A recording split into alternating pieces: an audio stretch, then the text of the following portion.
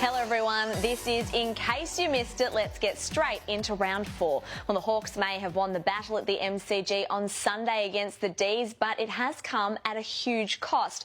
We'll start with an MLC injury report. Premiership star Cyril Rioli injuring the medial ligament in his left knee in the second term. It's the same knee he injured in round 8 last year. That was a PCL injury that kept him out for the rest of the season. To add to that, fellow small forward Paul Puopolo pinged a hamstring. Now, Tom Mitchell was tagged by Nathan Jones, and while he was well down on his season average of 45 touches, he worked hard to finish with 24 disposals and 13 clearances. For the D's, though, there wasn't much to smile about. It was as disappointing a day as you've seen for our club. It was poor. I thought Hawthorn were terrific. They handled the conditions better. They structurally set up better. It certainly didn't reflect anything of the way that we'd played for a while now. So that was disappointing. We went away from some of the things that have been really critical to us. A very disappointed Simon Goodwin there. All right, the other big talking point from round 4 is St Kilda defender Dylan Robertson, who collapsed on the field in the loss to Geelong. Now, it's really frightening vision. Robertson is standing by himself and he just falls to the ground. Now, the club says it's due to an irregular heartbeat, although he manages somehow, I don't know how, to walk off the ground. He was taken straight to Epworth Hospital. Now, as for the game, well, Geelong forward Dan Menzel was the star with 5 snags, to quote Tiger Jack Higgins. It's hard to believe the Cats were willing to trade him last season. They ended up signing him on a 1-year deal, and he's certainly repaying the faith. Dan Menzel is the kind of player that makes a fan. He's putting on a show. He's equalled his best ever with number 5. That's 14 goals in 2018 so far. He's sitting 3rd on the Coleman medal tally. Well, Bombers fans have been waiting anxiously to see something from recruit Jake Stringer. Now, the Bulldogs premiership player has had a fairly lacklustre start to his career at Essendon, but he finally produced the goods in the win over Port Adelaide, the coach making the move to play Stringer predominantly forward, and it paid off. It's all working for Jake Stringer. He's a Bomber now. Bombers forward Joe Danaher started slow, and geez, Bombers fans were up in arms, but he came good just. He kicked 2 goals. This one, an absolute shank. It was lucky, really, to go through the middle. Now, unfortunately, the Blues are once again under the microscope. They are this week's agenda. Now, after an 86-point thrashing at the hands of the Roos in Tassie, it wasn't a good start with the skipper Mark Murphy, a very late withdrawal with a plantar fascia injury. It then went from bad to worse, Ben Brown monstering the Blues defence with 5 goals. Now, Carlton are struggling to score. They haven't registered 100 points in 35 straight games, and they're really struggling to defend as well. Serious questions now being asked of the coach. Clearly disappointed. Not what we stand for, and we need far more contributors, particularly in and around the contested ball and the ground ball gets. They won it in and around the source, and that has quite a few ripples. So from probably the low point of the weekend to a high point now, and the Western Bulldogs and Sydney arguably put on the match of the round with a thrilling encounter at Etihad Stadium on Saturday. Tensions boiled over before the bounce, and there will be fines aplenty when match review officer Michael Christian reviews this melee. Now, Lachie Hunter will also come under scrutiny for this incident with Tom Papley. Not sure what Hunter was thinking there. The Dogs, though, looked the better team in the first half, and Tory Dixon put in this for contender of goal of the round. Now, Lance Franklin and Easton Wood waged a titanic battle. The Swan superstar, though, taking the points with 3 goals for, but in the end, it all came down to this. 45 seconds. The kick. Franklin comes late. He crashed the pack. Kennedy, Heaney, was he out? He was close to it. This has got through. Florent. He hasn't looked behind. He's got English in the rearview mirror. There's been some big moments in the last quarter. This is the one that counts. And Ollie Florent makes it his.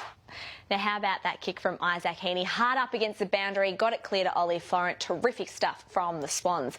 Let's go back to Friday night now, and it was wet and wintry at Adelaide Oval as the Pies stunned the Crows. Still Sidebottom racked up a career-high 43 disposals, if you don't mind. Brodie Grundy was dominant in the ruck with 33 touches and 40 hit-outs, but the star of the night was Jaden Stevenson, last year's number 6 draft pick. Question marks over a heart condition, but his 5 goals proving he has plenty of ticker. And he is an exciting prospect. Sure is. 5 goals in your 4th game. Good to see Nathan Buckley enjoying that last one as well. For the Crows, though, the loss was compounded by a hamstring injury to forward Eddie Betts, while Don Pike revealed after the game star Rory Sloane has been carrying a foot injury for the last couple of weeks. Now time for what's making news on social media, and we're sticking with the Pies on the buzz. So last week we made fun of Collingwood's banner. They spelt tonight wrong. So on Friday night, the Pies cheer squad responded with this. Very clever stuff if you can read it between the spelling mistakes, and it certainly had social media buzzing. Also getting the clicks was this tweet from Eagles star Nick Nat before his 150th game. He also needs spell check, but he says, I get to share my milestone with the annoying Frenchman, made an impact on my career, breaking my nose in 2014. P.S. He asked to be called Le Dozen after the 12 he kicked at Etihad. Brilliant stuff there from the Eagles ruckman. Who could forget that bag of 12 at Etihad? One of my favourite footy moments. Now, while we're on the Eagles, there was plenty of talk about them in the pre-season, potentially being a big slider this year, with question marks over the depth of their list. Well, they are flying at the moment, 3-1, sitting second on the ladder, and they've proved the doubters wrong so far. They tore apart the Suns on Saturday night. Their tools dominated. This man in particular, Josh Kennedy, in his first game for the season, booting 5 goals. Jack Darling had 3, and milestone man Mark Lacroix had 2, but it was Willie Rioli's first AFL goal that had the crowd on its feet. He can send it over the top, will go himself, the rolling ball will go end on end and it'll go home. He probably should have passed that off to Lacroix. Luckily for Willie, the ball bounced the right way. Now, after an impressive performance against the Power last week, the Lions crashed back down to earth. It was their lowest score ever since the club formed back in 1996. Brisbane turning it over, making basic skill errors. It was a nightmare day, and the Tigers made them pay. Dusty Martin kicking 6 goals. Dusty is alone on 50. He's closing. He has 1 bounce. Is this number 6? Onto the left he goes. Swings it round. There's your half dozen for Dusty Martin. The one shining light for the Lions, highly prized draftee Cam Rayner, showing his class with 22 touches and a goal. Cam Rayner, the number 1 draft pick. He belongs there. Can he finish it off? Good strike, and he doesn't. Well done. Now, the Giants sit on top of the ladder after a 31-point win over Freo in very windy conditions in the nation's capital. Great to see Giants veteran Ryan Griffin back playing some good footy after an injury-ravaged last few seasons. Here he is trying to bend it like Beckham, but the wind had other ideas. Oh, look at that go. Hasn't he come back to him? Someone's had the sandpaper out at half-time, haven't they? Crazy stuff there. Fellow veteran Brett Delidio played his best game in Giants colours with 26 touches. Now, over the first 3 rounds, we've had some fantastic plays of the round. We've also seen some shockers, and this is one. Deja vu for D's big man Max Gawn in some ways at the MCG on Sunday. The stakes weren't as high as the game against Geelong, but the similarities were uncanny.